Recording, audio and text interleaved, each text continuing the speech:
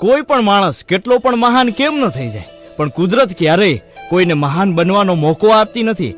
કંઠ આપ્યો કોયલને પણ રૂપ છીનવી લીધું, રૂપ આપ્યું મોરને પણ ઈચ્છા છીનવી લીધી, ઈચ્છા આપી માણસને પણ સંતોષ છીનવી લીધો, સંતોષ આપ્યો સાધુ સંતોને પણ સંસાર છીનવી લીધો, સંસાર આપ્યો ચલાવવા દેવી દેવતાઓને પણ મોક્ષ છીનવી લીધો. ક્યારેય પણ પોતાની જાત પર ગર્વ લેવાની જરૂર નથી, કારણ કે હે માણસ, ભગવાને તારા અને મારા જેવા કેટલાયને આ માટીથી બનાવ્યા છે અને આ માટીમાં ભેળવી દીધા છે. પક્ષી જ્યારે જીવતું હોય ત્યારે તે કીડીને ખાય છે, પણ જ્યારે પક્ષી મરી જાય ત્યારે લાખો કીડીઓ તેને ખાય છે. એટલા માટે આ વાતનું ધ્યાન રાખો. સમય અને સ્થિતિ ક્યારેય પણ બદલાઈ શકે છે. કોઈનું પણ અપમાન ન કરો, ક્યારેય પણ કોઈનું મૂલ્ય ઓછું ન માપો. તમે શક્તિશાળી થઈ શકો છો, પરંતુ સમય તમારા કરતા પણ શક્તિશાળી છે.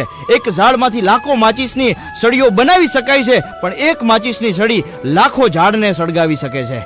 આ તાકાત છે.